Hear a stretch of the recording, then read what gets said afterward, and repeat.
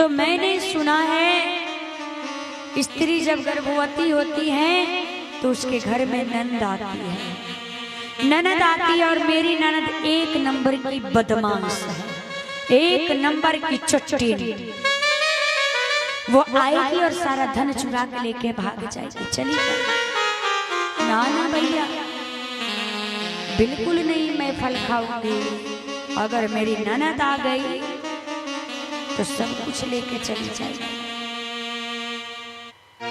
फिर सोची चलो ये भी कोई बात नहीं, अगर दुख सह लेते हो। मैंने सुना है कि गर्भवती स्त्री ज्यादा चल नहीं सकती है तेज, और ना ही दौड़ सकती है। अगर आग लग जाए तो पूरे गांव वाले तो निकल के भाग जाएंगे, लेकिन मैं क्या करूंगी, इसी में जल के मर जाऊंगी। जब मैं मर जाऊंगी तो ये सारा जो मेरा ऐश्वर्य, जो मेरा धन है, ये मेरा धन क्या होगा, ये मेरा पड़ोसी लेगा। मैं मर जाऊंगी तो मेरा ये धन का क्या होगा। सोचो, यही इंसानों की हाल है। मरने की कगार पे आ जाते हैं, परंतु सोचते हैं आज तो मर जाएंगे, लेकिन मरने के बाद मेरा ये धन क्या होगा। मेरा धन ये मेरा पड़ोसी ना ले ले। अरे मरना है तो भगवान के नामों का सुमिरन करो, भगवान के बारे में सोचो। तुम जो सोचोगे वही बनोगे अगले जन्म में। तुम मर जा रहे हो, मर जाओगे तो एक देखने आओगे। सब भगवान के ऊपर सौंप दो, कुछ नहीं होने वाला। उनको जो करना होगा वो करेंगे। हम क्यों टेंशन पालने जाएं, कोई टेंशन नहीं। धुंधली सोचती है कि मेरे धन का क्या होगा मेरे मरने के बाद, इसलिए नाना भैया मैं फल नहीं खाऊंगी। इतने में धुंधली की बहन आ गई पड़ोसन। अरे धुंधली क्या कर रही है। अरे बहन धुंधली, धुंधली ने कहा कि देखो बहन ऐसी ऐसी बात है। धुंधली की बहन ने कहा रे धुंधली तू चिंता क्यों कर रही है, मतलब फल खाने से कोई पुत्र होता है। एक काम कर, अब की बार मैं गर्भवती हूँ, मेरे पास धन नहीं है, मेरे पास संतान अधिक है, तेरे पास धन अधिक है। अब की बार जो संतान होगी वो मैं तुझे ला करके दे दूंगी और तू मुझे धन ला करके दे देंगे। पंडित जी से कह देना मैं फल खा ली हूँ, गर्भवती हूँ, और जब मेरा पुत्र हो जाएगा मैं तुझे ला करके दे दूंगी। समय व्यतीत हुआ। धुंधली की बहन पड़ोसी ने गर्भ से बच्चे को जन्म दिया, उस बच्चे को ला करके धुंधली को दे दी, और धुंधली बहुत सारा धन ला करके उसको दे दी, अपने बहन पड़ोसन को। अब पंडित जी से कह दिया कि मैं फल खा लूं, और जो फल था वो गाय को खिला दी थी। बोली कि गाय का परीक्षण भी हो जाएगा, इस फल को गाय को खिला दे। ठीक 3 माह बाद, वो बच्चे के जन्म लेने के 3 माह बाद, गाय ने भी एक सुंदर पुत्र को जन्म दिया, जिसका कान गाय की तरह थी, एकदम सुंदर, परम सुंदर, कनक कांति उस बालक की थी। गांव वालों को पता चला। आज पंडित जी के द्वार पे भीड़ लगा दी। अरे पंडित जी बधाई हो, पंडित जी बधाई हो। भगवान देते हैं तो छप्पर फाड़ के देते हैं। अभी एक भी संतान नहीं थी, 2-2 संतान हो गई। बधाई वाले आए, बधाई गाने लगे। पंडित जी ने नामकरण किया। गाय के पुत्र जो था उसका नाम पंडित जी गोकर्ण ने रखते हैं। काय गाय की तरह था, कान गाय की तरह था। और जो धुंधली का पुत्र था, पंडित जी जैसे ही नाम रखने जा रहे थे, धुंधली खड़ी हो गई। नहीं नहीं, ऐसा नहीं हो सकता। पुत्र को मैंने 9 महीने रख करके ढोई है, जन्म मैंने दी है, पाल पोष मैंने की है, इसलिए मेरा पुत्र है तो नाम भी मैं ही रखूंगी। मैं अपने नाम से मिलता जुलता। पंडित जी ने कहा कोई बात नहीं देवी, जैसी तुम्हारी इच्छा।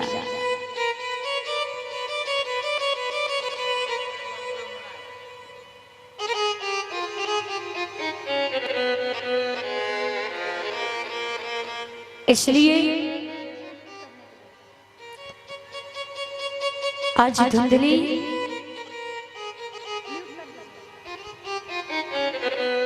करते हैं तो ठाकुर जी उसके दुगुना आपको दे देते हैं।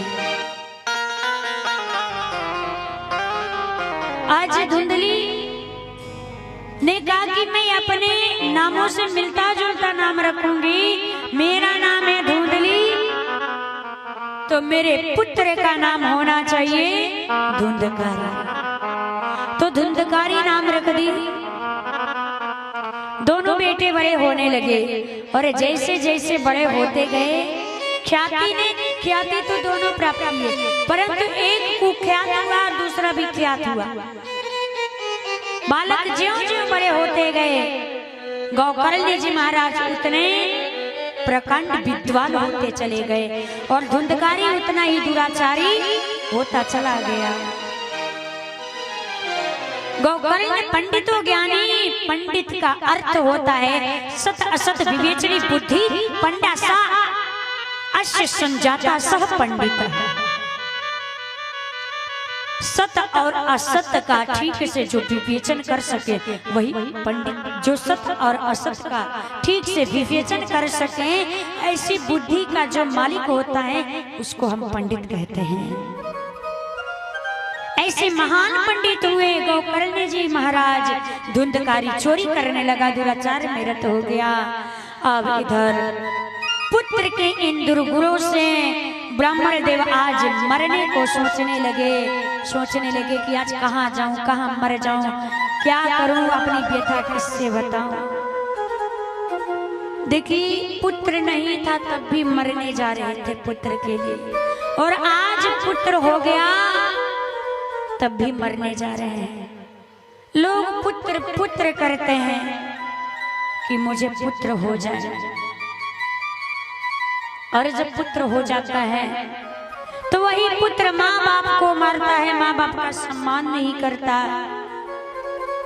तब वो माँ बाप सोचते हैं इससे अच्छा कि हम पुत्र को जन्म नहीं दिए होते, इससे अच्छा कहीं मर जाते। पुत्र की दुर्गुणों से आत्मदेव जी आज मरने को चले। गौकर्ण जी की दृष्टि पड़ी, पिताजी को बैठ करके समझाए कि हे पिताजी, इस संसार में कोई सुखी नहीं है। ये संसार तो दुख का घर है, दुखालयम शाश्वतम। ये तो पूरा संसार ही दुख का घर है। न चंद्रस्य सुखम किंचिन्न सुखम चक्रवर्तिनः सुखमस्ति विरक्तस्य मुनेरेकान्त जीविनः। न चंद्रस्य सुखम किंचिन्न सुखम चक्रवर्तिनः। दीन कहे धनवान सुखी, धनवान कहे सुख राजा को भारी, राजा कहे महाराज सुखी, महाराज कहे सुख इंद्र को भारी, इंद्र कहे सुख ब्रह्मा को, ब्रह्म कहे सुख शिव को भारी। लेकिन तुलसीदास विचार कहे भारी भजन बिना सब जीव दुखारी। इस संसार में कोई सुखी नहीं रहता है। गोस्वामी जी महाराज विचार करके कहते हैं इस संसार में सुखी वही है जो भगवान का भजन करता है। भगवान के भजन के बिना इस संसार में कोई सुखी नहीं रहता है। इसलिए हे पिताजी, इस संसार में बांधने की दो रस्सियां हैं जीव को। एक का नाम अहमता है और दूसरे का नाम ममता है। इस देह में अहमता है और देह के नातों में ममता है। इसलिए ये पंच भौतिक देह जो पंचायती धर्मशाला है, इस धर्मशाला में हम लोग कमरा बुक करके बैठे हुए हैं। यदि इस पे अपना कब्जा जमाएंगे ना तो एक न एक दिन वो पंचायती धर्मशाले से धक्का मार करके निकाल दिए जाओगे। इसलिए ये जिंदगी एक किराए का घर है। किराए का घर एक न एक दिन बदल ही देना पड़ेगा।